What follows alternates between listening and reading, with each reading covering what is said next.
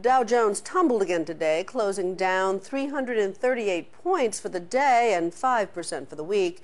But it isn't just the market that has some people worrying in these days of counting every dollar. Lots of people are worrying about their timeshare investments. 4.7 million people have these often wonderful vacation retreats that can turn into terrible financial headaches. It was a $10.6 billion industry last year, and as Vicki Mabry discovered, once you get timeshare, it's often not easy to get rid of it.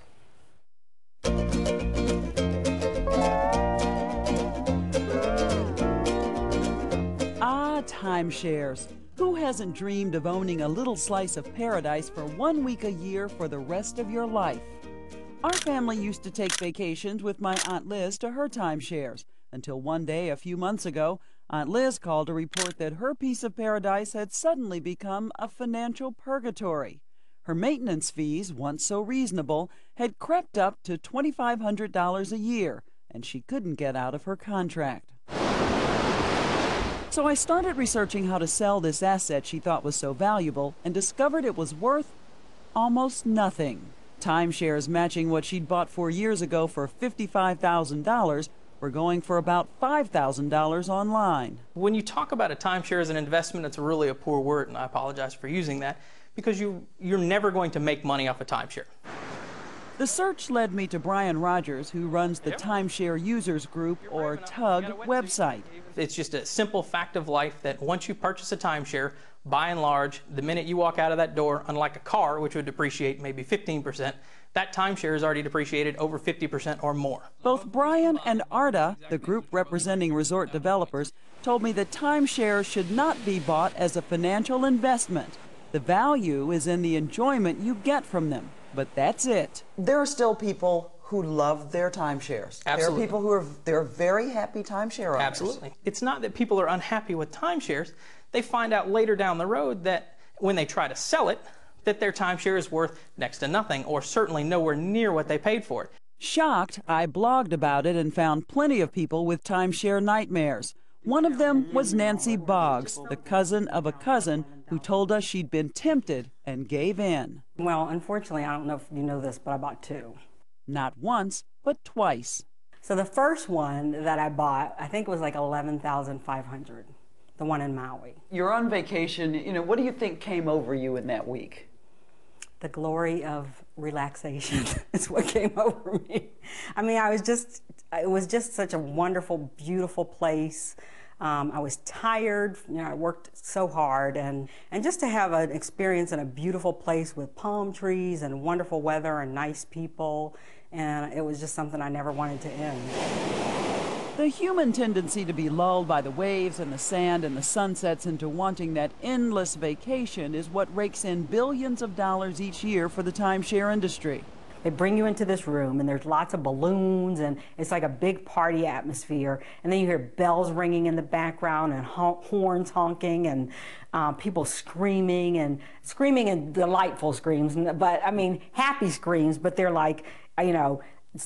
and Mrs. So-and-so just invested in the happiness of their family or something like that. And before you know it, you've plunked down $10,000 or $20,000 or even $50,000 toward the happiness of your family.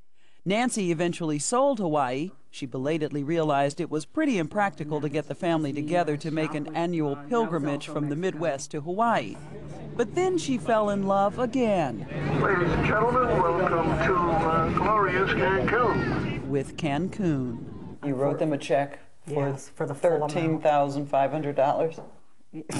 Yes, unfortunately. I did. And then how much was the maintenance? It was a couple $100 a month until there was a hurricane. A hurricane that she says damaged the timeshare so much she couldn't go there.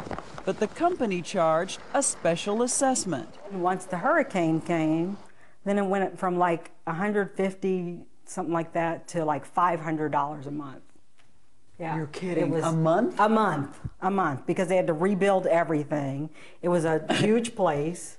And then you can't even use it. Can't use it while they're rebuilding, right? And even if there were other places that you could use, you don't know what the place is like. And so it just turned out to be a horrible waste of my money. I said, you know, I would have done just as well to just take a stack of money and just light a match to it.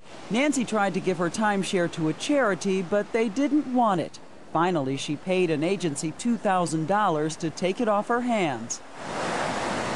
Brian Rogers says about half of Tug's 30,000 members join so they can sell their timeshare. It's a rude awakening. They discover that it's extremely hard to sell a timeshare, and that's because there are so many more sellers than buyers. You can find secondhand timeshares all over the internet. There are hundreds on Tug sites and more on eBay. But people are still walking in there and buying it new at $15,000, even though you're saying they can look on the internet, they can look on your site, and they can get it for half price or less? Absolutely. So why aren't people buying on the resale market? Knowledge. People do not know that the resale market for timeshares even exists. One of the big selling points is that not only do you have this investment for the rest of your life, but you can pass it on to your heirs. The double-edged sword is, what if your heirs don't want it? A lot of these are deeded properties. It's just like buying a house. So when you get this deed, it goes into your family. If you were to pass away and your children were to inherit your estate, that is part of your estate. Becky Greiber's parents love their place at Christmas Mountain in the Wisconsin Dells, but now they're in their 80s and don't go as often. They gave Becky that part of her inheritance early. I think it was very nice of them to offer it to us, and I know that it was a headache for them, so I'm glad to take it over for them. But it really has been stressful trying to figure out how to sell it. Turn it into cash. Call Timeshares only. We got rid of those maintenance fees.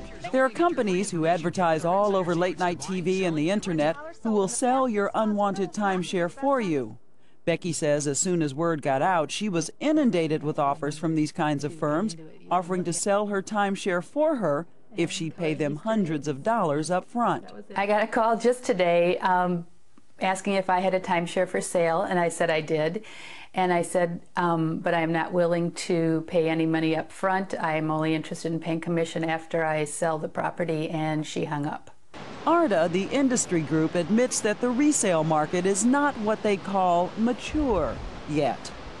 As for Brian, he's a happy timeshare owner. He just paid a lot less for his because, you guessed it, he bought it on the resale market.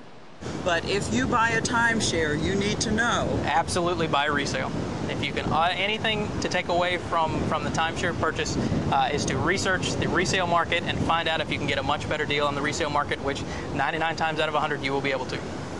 But the other thing is you've got to know that when you buy this, you are buying it forever. That's exactly right. And you don't know what the fees are going to be 10 years from the time of purchase. That's exactly right. That's why you can never, ever have enough information about what you're about to purchase versus just going in and getting caught up in the moment, signing your name to the dotted line and being stuck with that piece of paper, that contract for the rest of your life.